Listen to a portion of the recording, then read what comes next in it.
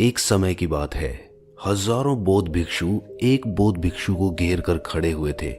सभी भिक्षु इंतजार कर रहे थे कि वो एक भिक्षु जिस पर उन सभी की निगाहें टिकी हुई थी वो उनको क्या ज्ञान देकर जाता है। दरअसल वो बौद्ध भिक्षु उन सभी का गुरु था और वो अब अपनी मृत्यु के बेहद नजदीक था। वो अपनी आखिरी सांसें ले रहा था और इस वक्त जब वो मृत्यु के बेहद करीब था तो उसके सभी शिष्य उसको घेर कर खड़े हुए थे। वे सभी उससे जानना चाहते थे कि जीवन का सार क्या है, वो उन्हें क्या सीख देकर जाना चाहते हैं।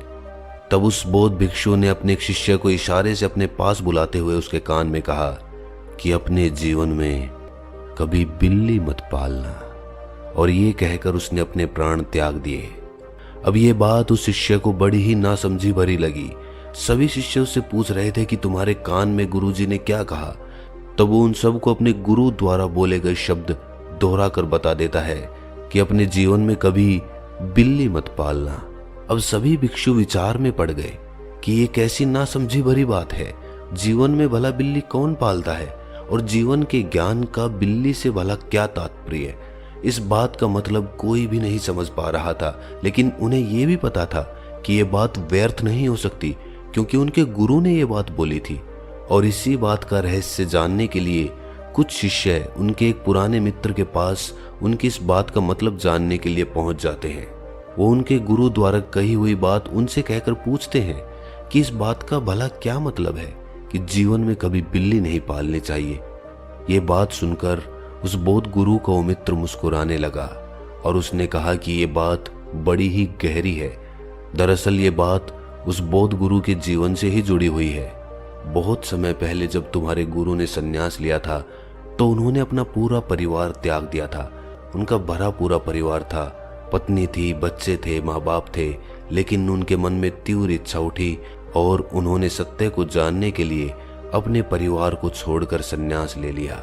इसके बाद वो अपने घर को छोड़कर किसी दूसरे नगर में पहुंच गया और वहां एक स्थान पर रहते हुए भिक्षा मांगकर भोजन करने लगा। अब उसके पास सिर्फ भिक्षा मांगने के लिए कटोरा और पहनने के लिए 2 वस्त्र ही थे। कुछ दिन ही बीते थे कि उसके कपड़ों को एक चूहे ने कुतरना शुरू कर दिया। अब उसके पास 2 ही कपड़े थे और वो चूहा दिन प्रतिदिन उन कपड़ों में छेद करता जा रहा था। इससे वो बौद्ध भिक्षु बहुत परेशान हो गया। उसने सोचा कि कुछ हल तो मुझे इसका निकालना ही होगा, नहीं तो ये चूहे मेरे दोनों कपड़ों को कुतर डालेंगे। और यही सोचकर उसने कुछ लोगों से इसका हल जानना चाहा। तो कुछ लोगों ने बताया कि चूहे को दूर भगाना है तो तुम बिल्ली को पाल लो, बिल्ली होगी तो चूहे नहीं होंगे, चूहे तुम्हारे वस्त्रों को कुतर ही नहीं पाएंगे, तुम एक बिल्ली पाल लो। और यही सोचकर उसने एक बिल्ली पाल ली।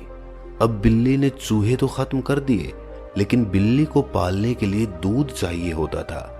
अब वो भिक्षा मांगने जाता तो साथ में दूध भी भिक्षा में मांगता और कुछ दिन तक वो अपनी बिल्ली को ऐसे ही दूध पिलाता रहा। लेकिन कुछ दिन बाद लोगों ने उसे राय दी कि भिक्षा में दूध मांगना अच्छा नहीं लगता, तुम एक काम क्यों नहीं करते, एक गाय पाल लो। गाय पाल लोगे तो उसके दूध से तुम्हारी बिल्ली भी पलती रहेगी और तुम्हारे लिए भी दूध की कुछ व्यवस्था हो जाएगी। और यही कहकर उस नगर के कुछ लोगों ने उसके घर पर एक गाय लाकर बांध दी। भिक्षु को भी लगा कि हाँ यही सही रहेगा, बिल्ली को भी दूध पिला दूंगा, बदले में मुझे भी कुछ दूध मिल जाया करेगा। और ऐसे करते करते उसका जीवन फिर से चलने लगा। लेकिन कुछ दिनों बाद उसे एहसास हुआ कि उस गाय की देखभाल के लिए चारा चाहिए होता है और वो तो भिक्षा मांगने के लिए बाहर चला जाता है। अब गाय की देखरेख कौन करता, और ये समस्या उसके लिए बड़ी होती जा रही थी। उसे इसका कुछ ना कुछ हल जल्द से जल्द निकालना था और इसीलिए उसने लोगों से पूछा कि मुझे क्या करना चाहिए। लोगों ने कहा कि गांव में एक विधवा है, उसके पास वैसे कुछ काम नहीं है, वो तुम्हारी गाय का ध्यान रखेगी, बदले में तुम्हारा भी ध्यान रखेगी। तुम बस उसे रहने के लिए कुछ जगह अपने पास दे दो और वो तुम्हारे सारे काम खुद ही कर दिया करेगी। और इसी उम्मीद से उस भिक्षु ने अपने घर पर एक विधवा को रख लिया। अब वो बेफिक्र होकर भिक्षा मांगता, अपनी ध्यान साधनाएं करता और दूसरी तरफ वो विधवा स्त्री उसकी गाय का ध्यान रखती, उसके लिए चारा लाती, उसका दूध निकालती और साथ में उस घर की साफ सफाई भी करती। वो विधवा दिखने में काफी सुंदर थी और कुछ ही दिनों में साथ रहते हुए उस बौद्ध भिक्षु और उस विधवा में प्रेम हो गया। और प्रेम होना जाहिर था क्योंकि दोनों एक साथ ही रहते थे और दोनों का व्यक्तित्व बहुत ही आकर्षक था। जहां पर बौद्ध भिक्षु जवान था, वहीं पर वो विधवा स्त्री अपनी खूबसूरती में चार चांद लगा रही थी। इसी तरह से प्रेम करते हुए जब उन्हें कुछ दिन बीत गए तो वो विधवा स्त्री गर्भवती हो गई और उसके पेट में उस भिक्षु का एक बच्चा पलने लगा। अब उस बौद्ध भिक्षु के पास उस विधवा स्त्री से शादी करने के अलावा और कोई रास्ता था ही नहीं। उसने लाख उपाय खोजे पर उसे एक उपाय ना सूझता था। ना तो वो उस स्त्री का गर्भपात करा सकता था क्योंकि वो हिंसा होती, और ना ही वो इस दशा में उस विधवा स्त्री को अकेला छोड़ सकता था क्योंकि सबकी जिम्मेदारी उसी के कंधों पर थी। और इसीलिए उस बौद्ध भिक्षु को उस विधवा स्त्री से शादी करनी पड़ गई। वो लौटकर वहीं पर पहुंच चुका था जहां से उसने अपने जीवन की शुरुआत की थी। इसका मतलब ये है कि उसने अपने परिवार को त्याग कर ही तो सत्य की खोज शुरू की थी, और वो सत्य को खोजते खोजते एक ऐसे पड़ाव पर पहुंच गया था कि अब वो घूमकर फिर से उसी बिंदु पर पहुंच गया था। एक जगह से निकलकर घूमते घूमते वो फिर से उसी जगह पर आकर खड़ा हो गया था। उसने दूसरी शादी कर ली थी, दूसरा परिवार बसा लिया था, और अब उसे एहसास हुआ कि इस सब फसाद की जड़ वो बिल्ली थी। अगर मैं अपने जीवन में बिल्ली नहीं पालता तो शायद सत्य को प्राप्त कर पाता। और इसी अफसोस के साथ तुम्हारे गुरुजी ने अपने प्राण त्यागे हैं। इस बौद्ध भिक्षु ने अपनी बात जारी रखते हुए उन सभी को बताया कि हम सब के जीवन में किसी न किसी रूप में यही कहानी चलती रहती है। हम एक वस्तु से निजात पाने के लिए हजारों ऐसी चीजों से तादाद जोड़ लेते हैं, रिश्ता बना लेते हैं कि वही चीजें हमारे लिए सरदर्द बन जाती हैं। किसी शादीशुदा को कोई लड़की पसंद आ गई, उसके मन को चूहे ने कुतर दिया और वो उसको चैन से जीने नहीं दे रहा, और इसीलिए उसने आगे बढ़कर उससे रिश्ता बना लिया। और अब उस रिश्ते को बनाए रखने के लिए उसे हजार झूठ बोलने पड़ेंगे, अपने परिवार से, अपनी पत्नी से। और आखिरकार एक दिन वो पाएगा कि यही गलती वो अपने अतीत में कितनी बार कर चुका है और फिर से उसी जाल में आकर फंस गया। अब उसका कोई निष्कर्ष ही नहीं निकल रहा। इस भ्रमजाल में, इस माया जाल में हमारा मस्तिष्क अटका हुआ है और वो निरंतर एक गोले में ही घूमता जा रहा है। हम वही गलतियां अपने जीवन में दोहराते रहते हैं, बार बार दोहराते रहते हैं, और दोहराने के बाद हम सोचते भी हैं कि हमने यही गलती फिर से कर दी, लेकिन फिर भी उसको बदल नहीं पाते हैं। इन सब समस्याओं की मुख्य जड़ होती है हमारी वासना। जब हमारे मन में वासनाएं अपना घर कर जाती हैं तो हम उनको पूरा करने के लिए तरह तरह के प्रयोग करते हैं। उन वासनाओं को पूरा करने के लिए हमारा मन अपने ही बनाए हुए भ्रमजाल में फंसता चला जाता है, और आखिरकार हम पाते हैं कि हमारी वासनाओं ने हमारे मन को अपना गुलाम बना दिया है, और अब हम चाहकर भी अपनी वासनाओं से छुटकारा नहीं पा रहे। और इस समस्या का हल ढूंढने के लिए हमें समझना होगा कि हमारे मन में वासनाएं किस तरह से पनपती हैं। अगर हम ये समझ पाते हैं कि हमारा मन वासनाओं के अधीन किस प्रकार होता है, तो हम ये भी समझ पाएंगे कि इन वासनाओं से अपने आप को बचाना कैसे है। दरअसल कोई भी भौतिक सुख जो आपके दुख को भुलाने में आपकी थोड़ी सी भी मदद कर देता है, कुछ देर के लिए आपको सुख की अनुभूति करा देता है, वही आपकी वासना बन जाती है। आप परेशान हैं, आप दुखी हैं, चाहे किसी भी कारण से हो, और उसी वक्त आपको किसी ने शराब पिला दी, कोई नशा करा दिया, और आपको लगा कि मैं तो अपना दुख बिल्कुल भूल गया था, मुझे तो बड़ा आनंद आया। और जब ये ख्याल पनपता है तो वो आपकी वासना बन जाता है, और धीरे धीरे कब आप अपनी वासना के गुलाम हो जाते हैं आपको पता ही नहीं चलता। जिस प्रकार उस भिक्षु को पता नहीं चला था कि समय बीतते बीतते कैसे वो वहीं पर आकर खड़ा हो गया जहां से उसने शुरुआत की थी। याद रहे, कोई भी वासना हमारे दुख से हमें छुटकारा नहीं दिला सकती, चाहे वो हमें भौतिक दुखों से कुछ दूर ले जाए, लेकिन उन दुखों से छुटकारा नहीं दिला सकती। उनसे छुटकारा पाने के लिए तो हमें समझ से काम करना होगा, अपनी सोच से काम करना होगा। उनसे दूर भाग जाना, खुद को छुपा लेना, ये उसका हल तो नहीं हो सकता। अगर मन में कोई दुख है, कोई समस्या है, कोई परेशानी है, तो कभी भी उसको किसी और माध्यम से शांत करने की या भूल जाने की कोशिश मत करना। बस ये समझना कि दुख हर एक के जीवन में होते हैं।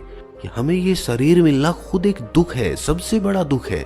आज ये शरीर हमारा स्वस्थ है, जवान है, लेकिन कल ये बूढ़ा भी होगा, हमसे चलना भी मुश्किल हो जाएगा। तो ये शरीर खुद दुख का कारण है, इससे बड़ा दुख और क्या हो सकता है। इसीलिए अपने दुखों का मूल मिटाने के लिए उस दुख की प्रवृत्ति को समझो और ये समझो कि ये दुख इस शरीर को हो रहा है।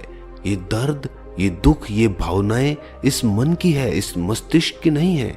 आप कुछ और हैं, आप अलग हैं, जो बिल्कुल शांत है, बिल्कुल मौन है। वो शरीर आप हैं ही नहीं, तो वो दुख आपके कैसे हो सकते हैं, वो समस्याएं आपकी कैसे हो सकती हैं।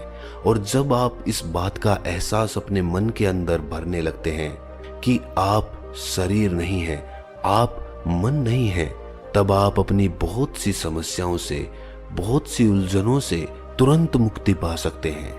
लेकिन इसके लिए प्रतिपल हमें ये याद रखना होगा कि हम शरीर नहीं हैं। अगर चोट पहुंच रही है, कहीं दर्द हो रहा है, तो हमें ये समझना होगा कि ये दर्द या ये चोट इस शरीर को है या फिर इस मन को है, मुझे नहीं है।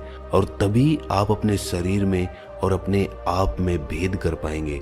तब आप अपने आप को दो हिस्सों में बांट कर ये देख पाएंगे कि जिसे दुख मिल रहा है वो शरीर है, जो ये देख पा रहा है कि दुख शरीर को मिल रहा है वो साक्षी है, वो आप हैं और वही आपका वजूद है। उसको कुछ फर्क नहीं पड़ता, वो बस साक्षी मात्र है, वो देखने वाला है। और इसी प्रकार इस शरीर मिट जाएगा, लेकिन वो साक्षी भाव, वो साक्षी नजर, वो नहीं मिटेगी। आपकी वासनाएं कब आपको दुखों के दलदल में धकेलती चली जाती है, आपको पता ही नहीं चलता, और बाद में आप खुद को कोसते हैं। बाद में खुद को कोसने से कुछ नहीं होगा, बल्कि आपको अपने जीवन में जागरण पैदा करना होगा। आपको जागना होगा, आपको आंखें खोलकर देखना होगा कि दुखों का मूल कारण सिर्फ मेरी वासनाएं हैं। अगर मैं अपनी वासनाओं पर काबू पा सकता हूँ तो मैं अपने दुखों पर भी काबू पा सकता हूँ। आपके पड़ोसी ने एक अच्छा घर बना लिया और आपके अंदर वासना उठी उसे देखकर कि मैं भी अपना एक ऐसा ही घर बना लेता हूँ, और उस घर को बनाने में आपने अपनी सारी पूंजी लगा दी, और अब आपके पास उस घर का खर्च चलाने के लिए भी धन नहीं बचा। ऐसी स्थिति में आपने फिर से एक बार अपने चूहे को मारने के लिए एक बिल्ली को पाल लिया। अब उस बिल्ली के लिए दूध लाना होगा, रोज रोज की झंझट करनी होगी, और वो आपके सर दर्द का कारण, आपकी परेशानी का कारण बन जाएगा। इसीलिए ईर्ष्या, द्वेष, गुस्सा, ऐसी वासनाओं से भरी सोच को वहीं पर समझकर दूर करने की कोशिश करें। उन वासनाओं में फंसे मत, क्योंकि वो वासनाएं प्रेम से उजागर होके नहीं आई, प्रेम से निकलकर नहीं आई। वो गुस्सा, घृणा या फिर अपने दुख को दूर करने के लिए उठाए गए आपके नासमझी भरे कदम थे। याद रहे, जो काम करने में आपको मजा आता है, जिसमें किसी को नुकसान नहीं होता, किसी दूसरे को कष्ट नहीं पहुंचता, खुद का मन उस कार्य को करने के बाद आनंद और सुख की अनुभूति लेता है, तो ऐसे काम ही वासना से रहित होते हैं। और वहीं पर वो कर्म जिससे दूसरों को दुख मिलता है, धोखा मिलता है, खुद को भी कभी कभी नुकसान पहुंचाते हैं, अपने दुखों को दूर करने के लिए नासमझी में ही कुछ गलत कदम उठा लेते हैं, और ये सारे कर्म वासनाओं से भरे होते हैं। और दरअसल इन्हें कर्म कहा ही नहीं जा सकता। कर्म की परिभाषा ही यही है जो वासना रहित हो, जिसमें कोई वासना नहीं जुड़ी हो। अगर आपने ये कहानी पूरी सुनी होगी तो आप सबको अपनी वासनाएं कहीं ना कहीं नजर आई होंगी। आपको पता तो लगा होगा कि आपकी वासनाओं ने आपको कहां पर जकड़ा हुआ है और आपको किस चक्र में फंसा कर रखा हुआ है। अगर आपने अपनी वासनाएं देखी हैं और उन्हें पहचान गए हैं तो अपनी वासनाओं के रूप कमेंट सेक्शन में जरूर लिखना। चलिए देखते हैं कि दुनिया में कितने वासनाओं से भरे काम हो सकते हैं। जब आप कमेंट करेंगे तो उससे हमें एक संख्या पता चलेगी कि दुनिया में कितने प्रकार की वासनाएं, कितने कर्म वासनाओं से भरे हुए हो सकते हैं। और जब हम ये सारी वासनाएं देख लेंगे तब हमें पता चलेगा कि हमें इन वासनाओं से छुटकारा पाना है। अपनी वासनाओं को पहचानने के बाद ही तो हम कुछ ना कुछ सुधार कर सकते हैं। लेकिन जब तक हम वासनाओं को पहचानेंगे ही नहीं, तब तक हम यूं ही जिंदगी को ढोते रहेंगे। दुख दूर नहीं होंगे, दुख और ज्यादा बढ़ जाएंगे। आप शराब पीने लगेंगे, सिगरेट पीने लगेंगे अपने दुखों को दूर करने के लिए, लेकिन उल्टे कुछ समय बाद आपके दुख दुगने हो जाएंगे जब आपका शरीर अस्वस्थ होने लगेगा। और फिर आपको वही पछतावा लगेगा, फिर आप अपने आप को कोसेंगे और फिर से ये सब ना करने की कसम खाएंगे। लेकिन कसम खाने से कुछ नहीं होगा, क्योंकि आपने उसकी जड़ पहचानी ही नहीं थी। लेकिन आज आप उन सब की जड़ पहचान चुके हैं और अब आप उस पेड़ को भी उखाड़ सकते हैं, क्योंकि ये पेड़ इतना मजबूत नहीं है, ये वासनाएं इतनी मजबूत नहीं है, क्योंकि आपका मन कच्चा है। इसीलिए वो वासनाएं इतनी शक्तिशाली हो जाती हैं, वरना तो उन वासनाओं की कोई भी साथ नहीं है। आप एक बार कोशिश करके देखिए, मेरे साथ पहला कदम बढ़ाइए, देखिए आपको उसके फल किस प्रकार मिलते हैं। तो दोस्तों, कैसी लगी ये कहानी आपको कमेंट सेक्शन में ज़रूर बताना और इस चैनल को सब्सक्राइब ज़रूर कर लेना, क्योंकि हम दुनिया देश की बातें नहीं करते, हम आपके बदलाव की बातें करते हैं, आपके मन की बातें करते हैं, आपको खुद को समझने में आपकी सहायता करने वाली बातें करते हैं। और खुद को समझने से और खुद को जानने से बड़ा काम, बड़ा कर्म इस दुनिया में कुछ हो ही नहीं सकता है। और साथ में उस नोटिफिकेशन बेल को बजाना मत भूलना, क्योंकि जब भी हम वीडियो डालेंगे तो आपको पता तो चलना चाहिए कि हमने वीडियो पोस्ट कर दी, वरना तो अगर आप बीच में कोई वीडियो छोड़ देंगे तो ज्ञान आधा अधूरा रह जाएगा और आधा ज्ञान बड़ा खतरनाक होता है, याद रखना ये बात। तो चलिए दोस्तों, ध्यान करते रहिए, अपने आप को शांत करते चले जाइए, विचारों को समझते चले जाइए। तो मिलते हैं फिर से, और तब तक के लिए नमो बुद्धाय।